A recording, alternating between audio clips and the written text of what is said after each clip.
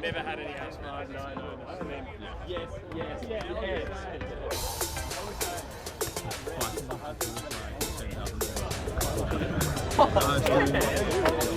How are you, dog? Oh,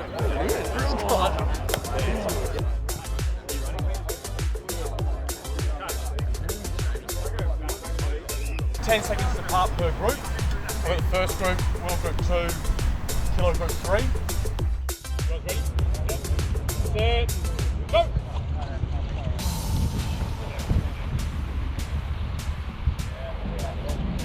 Set, go!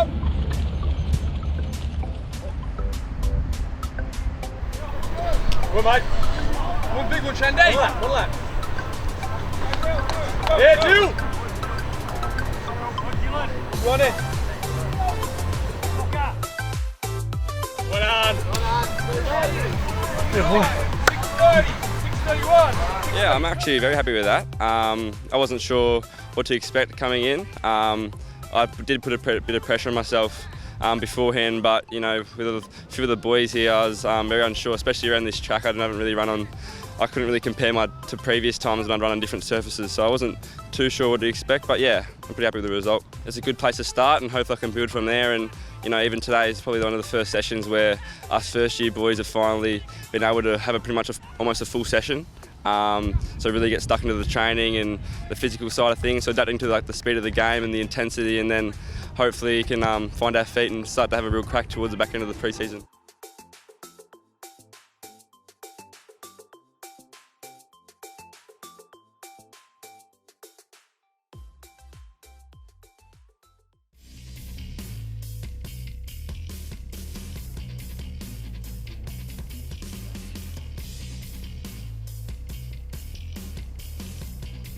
So we're with the Special Operations Engineering Regiment out at Holsworthy Army Barracks. So this has been it's a very close venue to Sydney, great location, great facilities. We're dealing with the physical training instructors, so they've been taking our players through some activities based. It's not a real physical program that we've been doing here today, so it's a lot about leadership, a lot about working in teams, leadership structure, so organising down the chain or up the chain or trying to work things together. And there's certainly been a lot of fun with the tasks that they've involved, which is the same tasks that they do for their own soldiers. So the Swans have had a relationship with Army for a number of years now, so we've been exchanging skill sets, mostly in the conditioning, sports science area, and this was just another opportunity to share resources, share skills, do some extra training, obviously get the players involved, so there's some leadership aspects to it as well. And obviously from an instructor's perspective, there's similarities to what our coaches are trying to get through to the players, so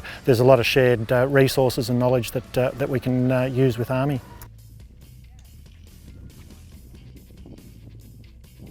Yeah, so I started off, went on a run to the field, and then did a few rifle exercises, just lifting them overheads and warming up, kind of getting the shoulders going, stuff like that. Pretty intense, obviously, in following orders. Yeah, and a couple of sprints up and back when boys didn't do it in the time allocated. Pretty basic military stuff, but you just have to be disciplined doing it.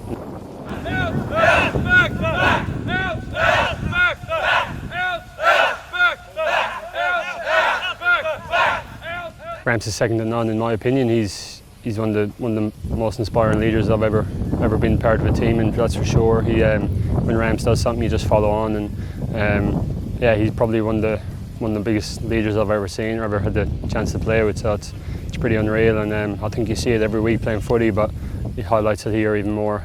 Even military style training, he just always wants to do stuff, and yeah, he's just always to the fore. Yeah, it would have been nearly 2 hours, I think. Just doing the same thing over and over again. I guess it wasn't the point whether we made the time or not. It was just more so the practice of getting used to taking it off, packing it back in, being used to where your part is, where your teammates are, all that sort of stuff.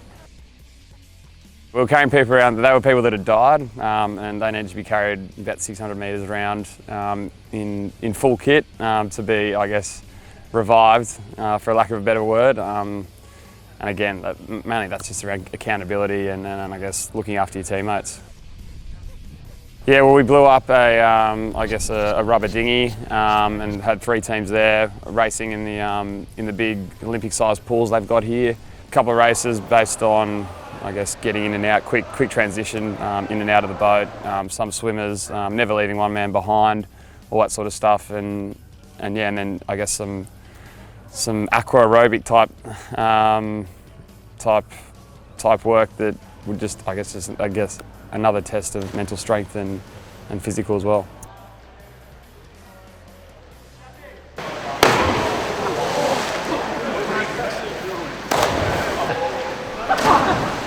Well, the pace of this morning was quite slow, so I think there was a lot of nervous energy around and there wasn't much effort involved, but as it built throughout the day, there was certainly a lot more demand came from the players, and they certainly got a bit quiet towards the middle part of the day, and then they got excited and they got a bit more vocal towards the end. There were certainly some challenging tasks that they had to do over and over again, so that was quite funny to watch from a coaching perspective. And then a nice finish in the pool. They've got a great 50-metre pool with some apparatus that the players had some real fun in, so it was a good finish to the day.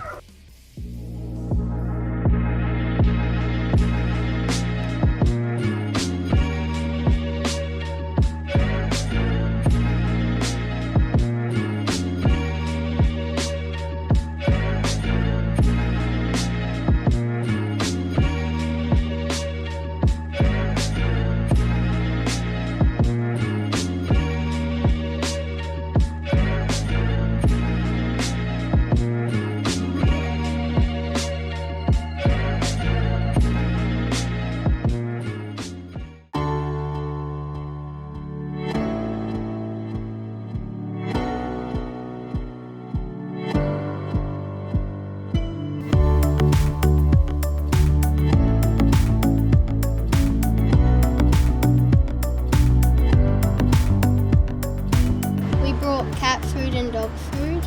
We brought beans and noodles, and we brought shampoo and conditioner.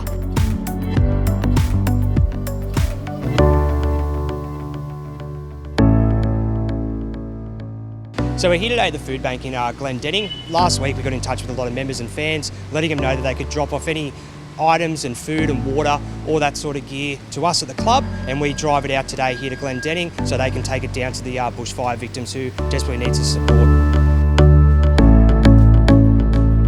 So Jerry, just tell us a bit about Food Bank and what the whole operation is.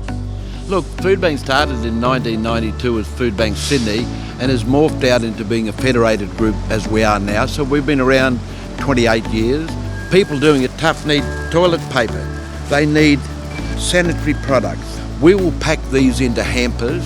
They just need to order from us and we'll supply it to them. It's a great privilege to receive these donations from the Swans members, their staff, their players.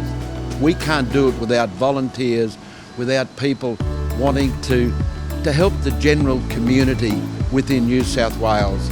And Swans, you've played it in aces. Thanks.